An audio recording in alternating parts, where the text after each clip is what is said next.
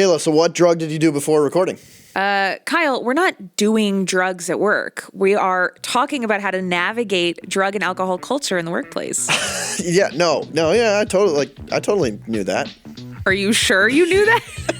See how it goes. Let's get into it.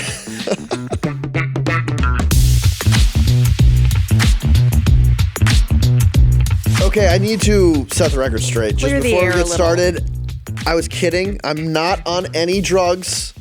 I have to legally say that. You actually don't. We have lawyers looking over our transcripts. People Kayla. can believe whatever they want to. I'm not on drugs, although I'm on caffeine. Okay. Is that a drug? That is technically a drug. This feels like a great segue. Yeah. What is a drug? But I am very excited about this episode. We are going to talk about how to help you navigate drug and alcohol culture at work, which is something that I think you kind of just figure out by going through it, and you could end up in some tricky situations. Yep. And us as your career big brother, big sister, we're going to help you. We're going to give you some wisdom. So you don't have to Learn make, from our mistakes. So you don't have to make the same mistakes Kayla did. Wow. Okay. You know what? I made no mistakes. But I do genuinely think this is a very important topic, and it's one that I think not enough people talk about for a variety of reasons. And so we wanted to do an episode on it. So I'm really excited to chat about it with you. Yeah, me too. I also think it's important to define like what we're not talking about here, because this is a very like heavy conversation potentially. Yeah. We're trying to be fun. We're taking the light side of things. We're keeping it fun. We're not talking about the like very real, very horrible side of drugs and alcohol at work or in life. So we're not going to be talking about addiction, overdoses, things being laced, like really, really horrible stuff. That's not what we're here for. Although it is a very real part of society, and you know, that might be something that you're encountering at work. That's not what we're going to be talking about today. Yeah, and those are serious and find separate. help in the appropriate ways. Yeah. We're not those people. Right. So now that we've done the asterisks, let's talk about substances at work. I think as we've been kind of thinking about this for like many months. Yeah, we were waiting until we weren't sponsored to drop this episid. That is kind of true, actually. But it's like, how do we talk about this appropriately? Because what is a substance? What is a drug? Like, is caffeine a drug? Is alcohol a drug? Is heroin a drug? Obviously, the answer to most of those is yes. Yeah. But is like working out really hard and having endorphins, is that a drug? Like, I think the answer is no, but like it is an interesting concept here, which is if we're talking about substances, which is something that creates an altered state of mind and their role in the workplace, like it can be pretty, I don't know, like There's a lot of gray. There's a lot of Gray area. and it's like, okay, yeah, I like had a lot of water and I'm feeling kind of woozy. Like, No one is like, oh yeah, this guy's on so much H2O over there. No one's saying that. No, I know. I don't need to bring water into this. We want to explore from the most legal, accepted, and almost encouraged drugs, which we'll put caffeine in that category, across the spectrum to like drugs that you've probably seen and or heard someone doing at work or a work adjacent event. I'm thinking a little cocaine or something. Okay, wow. For certain industries. I personally have not seen it. And that's much more not okay, not accepted. Right. Although in some it's like, don't ask, don't tell kind of vibe. We want to explore that spectrum and help you navigate if you would come across one of those situations, with the main focus, I think, being on alcohol, which is the most seemingly widely accepted. It's legal, but it's almost like too pervasive in work culture to some degree. Yeah, so let's start. We're going to, as Kyle mentioned, batch these out. Let's talk about accepted and normalized drugs and substances. Hit me with that caffeine. So caffeine feels like the big one. Yeah. Employers love caffeine. But it's a performance-enhancing drug, right? That's the whole vibe. That's why I have so much great performance, Kayla. Right. I am drinking so much coffee every day. Well, it's not just coffee, Kyle, and I've been meaning to talk to you about this. It's Celsius. It's energy drinks. I do like energy drinks. Zero sugar energy drinks, though. But does that matter? Staying healthy. It's healthy. Okay. Yeah. So it's interesting because what's happening here, this conversation that we're having, is really identifying all the different ways in which caffeine can be useful and not so useful. So obviously, people drink coffee to stay awake. Yes. To have energy. To Fact check, true. Yes. And because it's a delicious little sweet treat. So nice. In the morning, a nice cup of coffee gets you going. It's great. It's amazing. Locks you in so appropriately. Right. And it is very clearly accepted. Yes. So I think when it comes to like navigating coffee in the workplace, it almost sounds silly. I mean, the name of this company is Morning Brew. Like it's straight up in our name. And so it is widely accepted. I don't think there's any risk of like, I mean, maybe people are saying this about me, but oh my God, Kyle had 4 cups of coffee today. Is he okay? Like, right. No one's tracking your coffee intake. Yeah. And it's like, unless you're somehow doing it and it's like affecting your work, which I can't imagine that happening. If so, like you're probably drinking too much. Stop jittering. Yeah. It's just not going to come up. It is so accepted. So I think, honestly, it's like a little bonding experience too. Like you get a cup of coffee with a colleague that came in from out of town. Sure, yeah. It's really sweet. So I think that one, we can mark coffee as safe. Caffeine is safe in the workplace. Marked safe from our conversation. So another thing though, it's so interesting. I was rereading this 2024 article from the Wall Street Journal about finance bros and their like drug use. Yeah. Which we will get into eventually in more depth. Okay. But there is a limit to the amount of caffeine. Did they ruin caffeine? I think they might have. Are they giving my drug a bad name? Yeah, I think so. So I just wanted to highlight that there was this person who from 2017 to 2019 was working at a bank and described that their colleagues would regularly do something called a monster bomb. Have you heard of this? No. So it is when they take an extra strength 5-hour energy and they pour it into or drop it into a full monster energy and then chug it all in one go. Stop it. No, they don't. So that's apparently 5 cups of coffee in one. And that to me feels a little disordered. Yeah, we're not marking that safe. I agree. That's disordered. Crazy. Yeah. But to me, it's like, it's pointing out that everything is a spectrum. Yes. Yeah. If you've named your coffee drink or caffeine drink Monster Bomb, I mean, we have issues just right then and there. So yeah, I guess there is like caffeine pills. Mm-hmm. For some reason, those you hear someone say that, and you're like, I didn't know you had that dog in you. Like, to me, it's icky. And in fact, you're locking in. I've used them before. So before I say I've used them before too. Yeah. Actually, I have not used them since like 2017 because the bank I worked at had a little vending machine for like, ibuprofen, Tylenol, whatever, and Vivarin, which was a caffeine pill. So it was like you could buy. You could buy. Feels weird to me because it's like there's a coffee machine right there, but something about it in pill form is a little gross. It's just, I just had them because like it was almost like nice to like break in case of emergency. Like I don't know, like. If you got an emergency, a caffeine emergency, like maybe you're a little. Well, no, it was really during Morning Brew Learning when it was just like you'd have an event, we'd have like these like speakers like late. I was just tired. I'm like, this is just take that with some water. I was like, oh, this is nice. Right, I can lock in for an hour. Interesting. So I think we're going to revisit the locking in with a pill a little later. Stick to coffee, folks. Stick to coffee, kids. So the next one I think is obviously alcohol, which is very normalized in, I would say, pretty much every work culture that I've heard of. This is the one I think you most have to have. Like strategy seems a little too intense of a word, but like most have to have a strategy around navigating just because it is so common. It's the thing you're going to see. We've all hopefully not been the main character, but seen a main character at a happy hour that's like drank too much. And it does have professional and personal consequences. Yeah. If not done appropriately. Yes. So I think this is one of those, where it's clearly normalized in many, there's happy hours as a way to engage with your colleagues. Yeah. Sometimes corporate sponsored, sometimes just after work. Right. And I also think that this is one of those things that we talked about kind of in reverse a few episodes ago in our 100th episode, how like being really good at skiing can like is like an outside activity that can like up your cred at work.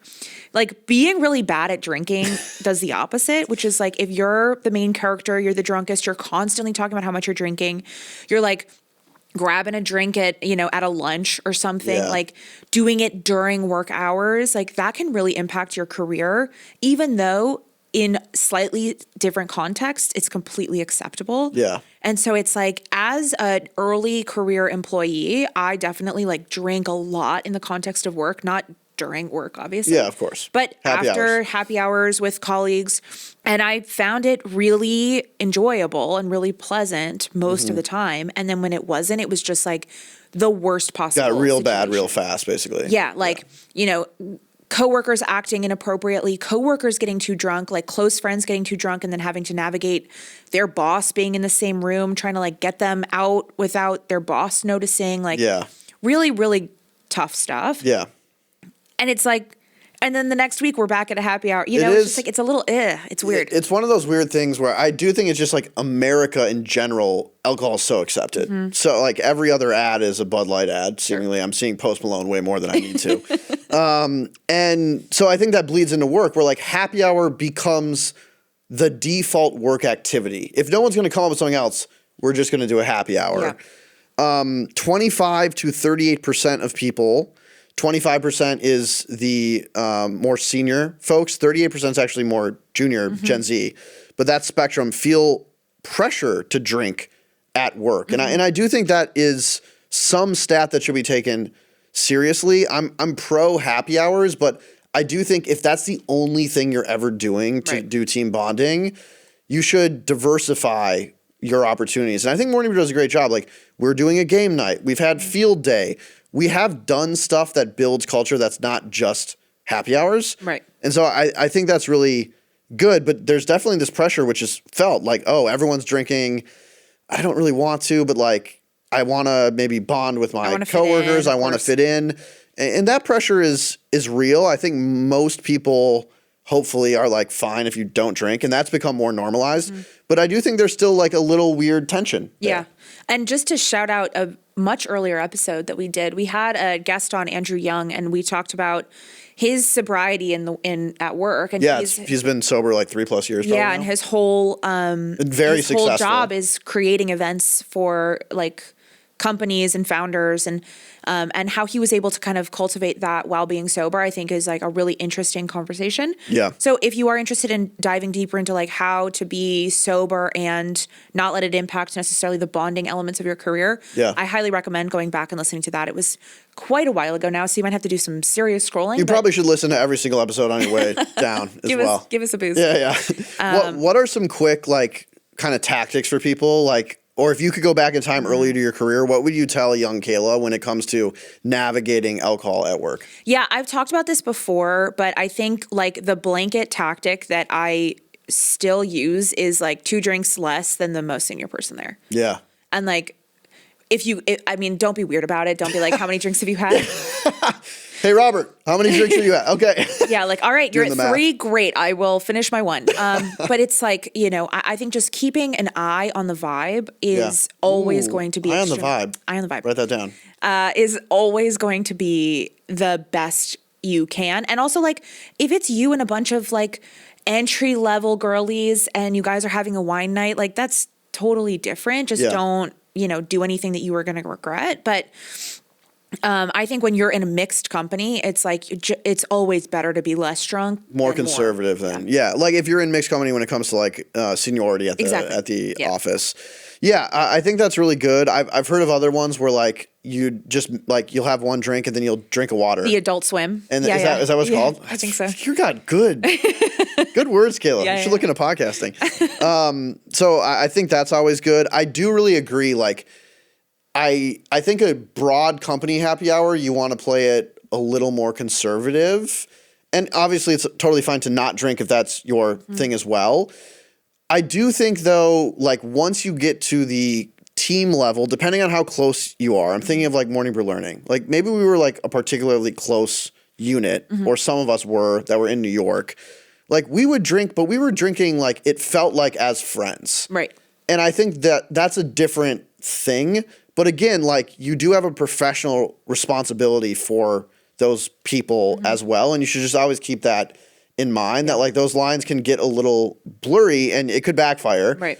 So just like know the company you're in and always play it safe. I do think if you're with people that are your peers, you can probably match drinks, not do minus 2. Exactly. And it's like reputation control. Ultimately, it's like how do you want to be perceived in the workplace? bleed outside of the lines of 9 to 5. Yeah. When you clock out, if you're still interacting with these people, they are developing opinions of you that will impact Great point. how you are in the office. Yep. So I think this is it's an interesting one because of how pervasive it is. And I think the youths are a lot more comfortable like saying no to the youths, man. Alcohol. They keep improving. Yes, they're better than us in every going. way. And we'll be right back after this. Okay, back to the show. I do want to like do a sidebar. Okay. To something that I think maybe the youths are doing more that I have actually struggled with interacting with in the workplace. Oh, say more. I think like weed specifically. Can I say one more thing about alcohol before we pivot? Well, all right, two things. Mm-hmm. This is the last thing I'll say. Okay. This is the third time he said this is the last thing he'll say. One, I think if you're a company, I'm gonna make a demand. Do an alcohol audit. Look at all of your events. See how many are just happy hours or how many are something else. Mm-hmm. Let's increase the ratio of something else. Right. And there could be drinks at the something else too. Or do a field day and then go to a bar. But you give another opportunity for a shared experience that's not centered around alcohol always. I think that's good. The second is I do think people default to like, oh, I want to network. What do I do with a network? Like, let's grab a beer. Grab a coffee. Like, I do that all the time. Like one drug for another. 99% of my like networking meetings are like, I can meet, but like I have to get home after work. So like I'll do a coffee at 8:30. Mm-hmm. So if you're someone who's just much more comfortable in that environment, like lean into that. Okay. Period. Back to marijuana. Okay. Thank you so much. As we were talking about weed, no, I think that it's interesting because we have been in the workplace for 10, 12 years, mm-hmm. and we have literally seen the rules relax around a drug or a substance. Weed's got to be the grayest of the areas. It's really interesting to me because when we first started our careers, it was like illegal. Yeah. First of all, pretty much everywhere. I actually think everywhere for recreational use. Yeah. And it was extremely frowned upon in most circles, especially in professional circles. So you couldn't even have a tattoo 10 years ago. It was considered unprofessional. You wear a fish t-shirt 10 years ago and people are like, we know what you're doing. You shouldn't be a teller at this bank, So I think it's really interesting how we have watched this relax so aggressively, and it's not just with younger people entering into this, into the workplace when they've only lived with relaxed rules around weed consumption. But it's like it's older people too. I'm noticing a lot more like conversation around it at work. Mm-hmm. People say, "Oh, I smoked this weekend, and that's part of my like." Instead of like, "Oh, I went to a bar," it's like, "Oh yeah, took an edible and watched this movie." It's like entering our vocabulary in a way that when I first heard it happening, was very shocking to me. You were like, "What did you just say?" Yeah, I remember specifically someone being like, "Oh, we were like doing." I don't remember what it was exactly, but it was like we were talking about some brand, and they had a like THC drink, and I remember this person was like, "Oh yeah, I'm really excited to try that," and I was scandalized. Not like I haven't ever like been around that or experienced that. Yeah, right. But I was like, at work, it felt weird. It felt like illegal. Yeah. I was like, oh my God, like. Someone's gonna hear you. And now, of course, it's like much more normalized, but I don't think it's that much more normalized. Like, I don't think I would be like, hey, Devin, my boss, like had a great time this weekend, smoked a ton. And, like that feels weird. I wouldn't say that either. But I also don't know if I'd be like, hey, Devin, got blackout this weekend. Yeah, but if someone was like, this is my own personal view. If someone was like, Kyle, what did you do this weekend? And I'd be like, oh, it was like Sierra and Harlan were like out of town, so I like could finally go out. And so I got a beer with a friend. Mm-hmm. I would be like totally cool, like to say that. Yeah. I wouldn't say, oh, so like I got high. Yeah. One, I genuinely don't do that. But even if I did, like that for some reason feels like I shouldn't be sharing that. And maybe this is wrong of me, but that is a little weird to me. But it's also because we grew up in a time where it was super, super bad to be saying that stuff to like colleagues. That is true. Although, like, if I was with you, like, I would have no problem telling you that. Right. But it just at work, it still feels a little strange to me. Mm-hmm. Now I know people like have done it in the past and do it, and like that doesn't bother me that way. Like in reverse, I'm like, yeah, okay, like that's cool. Like do your job. I don't really care. But for some reason, for me, it just... You saying it. But again, you haven't... I don't do it, so... You don't smoke, Yeah.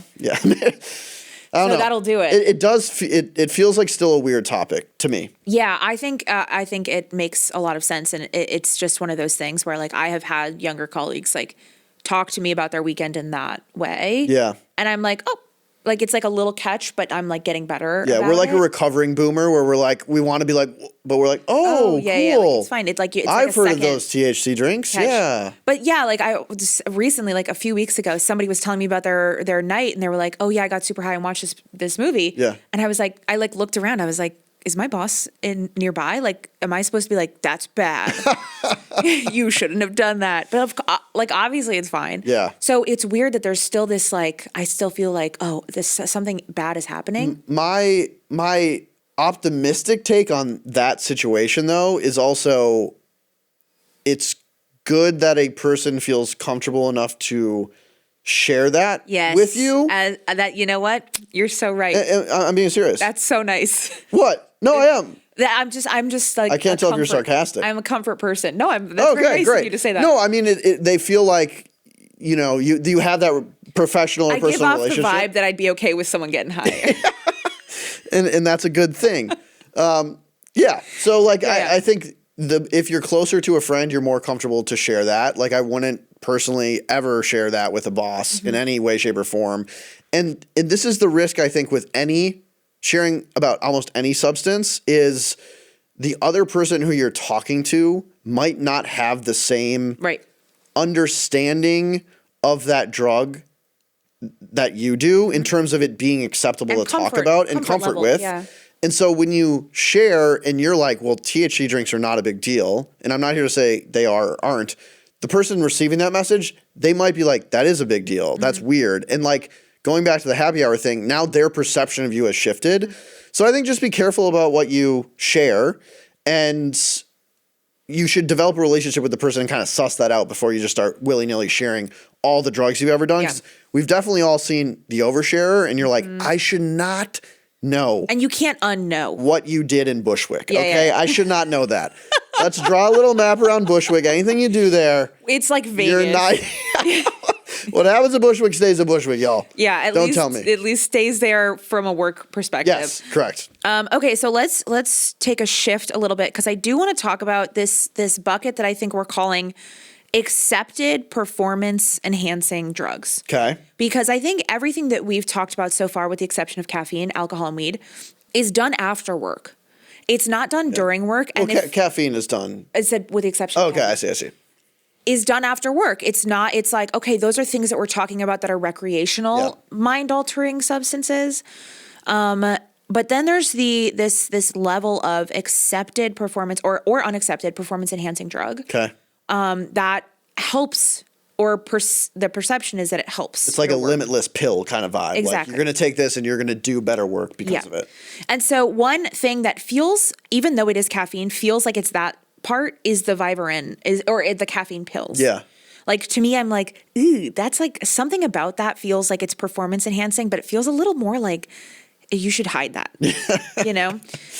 Another one that is relatively more recent and not something that I've ever had to like handle in my like more intense days is Zins. Yeah. Have you tried a Zin before? I have tried a Zin before in the past. Yeah. And I no longer. I'm a father now. Okay. Yeah. Okay. Cool. Yeah, I've tried it one time and it made me want to throw up in a Whole Foods. Yeah. So Zins are like I don't even know if it's real or not. So it's a nicotine nicotine pouch that goes into your mouth. It's basically like dip, but like you're not spitting into a cup. Yeah, it's like a more bougie dip, and it is like taking over the world. Yes. Like finance people like swear by it. I think we're going to talk about the Zin vending machine that's in some places. Like. It's almost, I'm like, we can't be encouraging this as a society. Yeah, so super, super normalized. Basically, the idea here being that nicotine is a nootropic, which is like supposedly helps you with your brain function and your focus. And it has a bunch of other stuff. I do think that's like scientifically Yeah, like accurate. I think there's something there. People wouldn't be doing it like crazy if it wasn't, Well, they would find a way. That's true. You bring up a great point.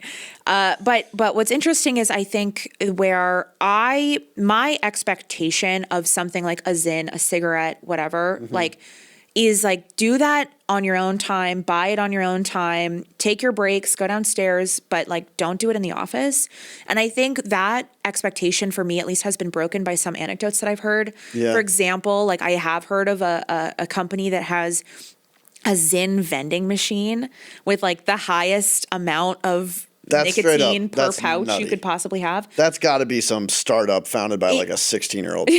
Basically. Yeah. So that to me is really weird. Like even at Morning Brew, we have this bedazzled Zyn, that canister that like hangs out. Like Toomey use it for a video or something? Yeah, it was some video, and it's just there, and it's always kind of like, whoop. Like I'm always like shocked when I see it by the printer. But I think, and then the Monster Bomb article, the Wall Street Journal article that talked about that mentioned Zyn pyramids.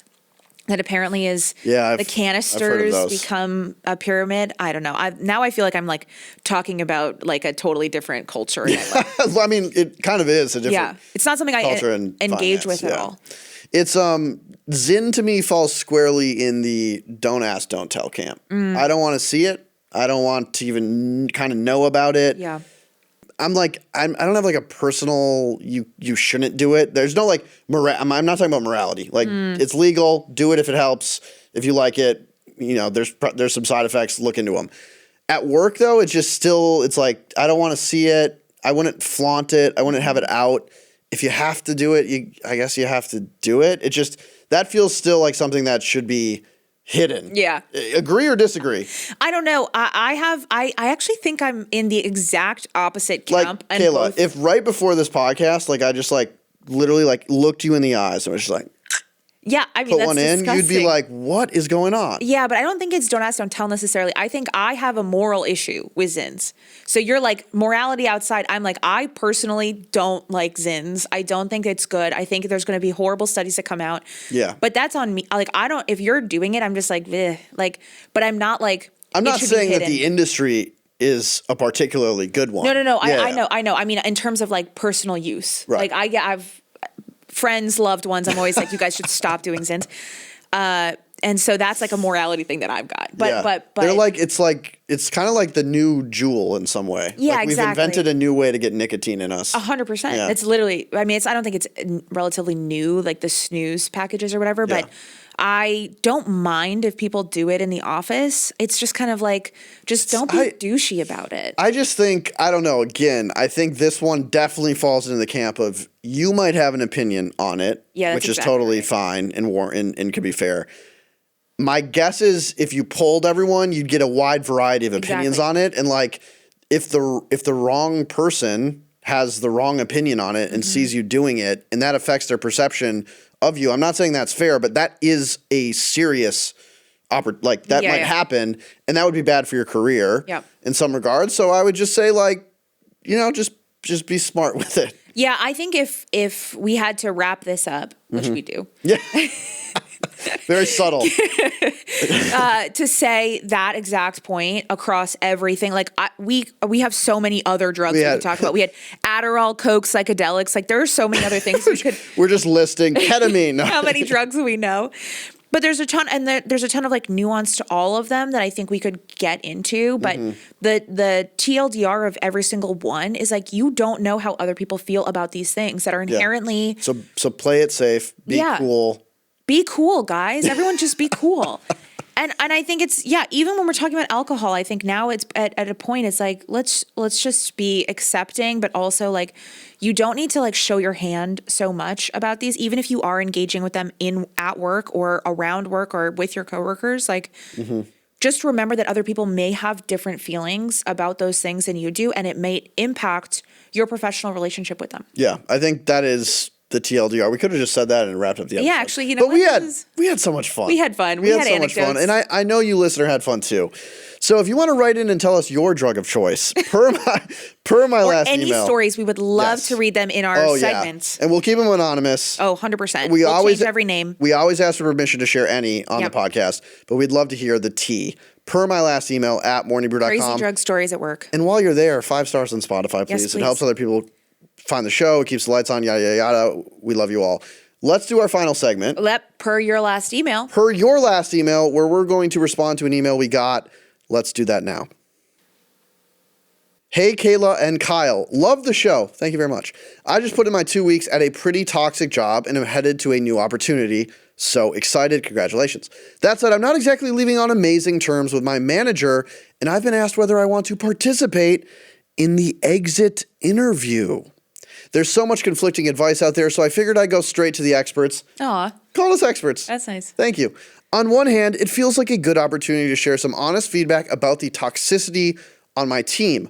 On the other hand, I've watched others do the same and seen little to no change come from it.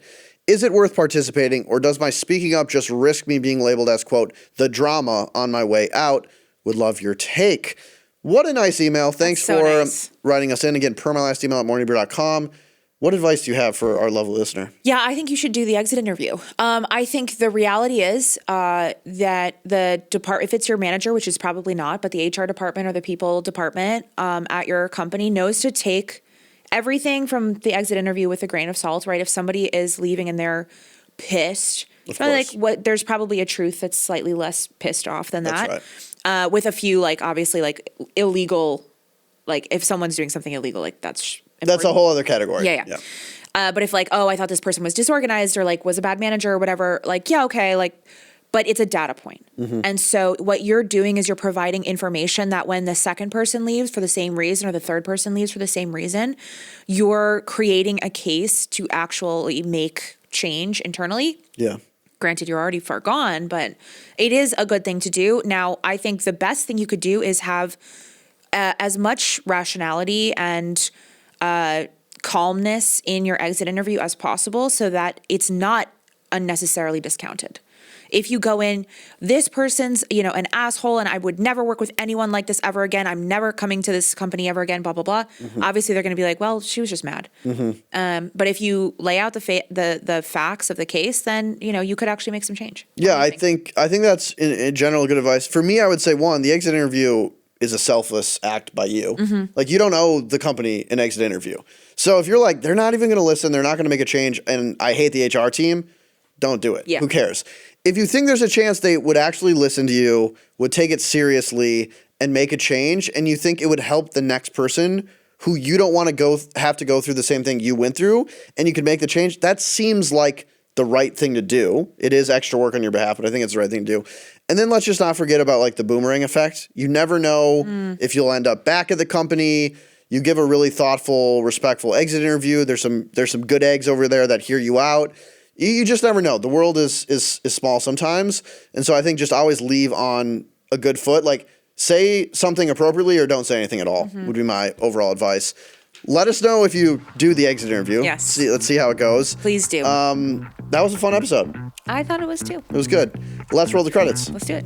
Our producer is Michaela Heck. Our technical director is Kelsey Jones. Jim Orso is our sound engineer. And our president is Devin Emery. This show is a production of Morning Brew. Thanks for listening, and we'll do drugs with you later. Don't do drugs, kids.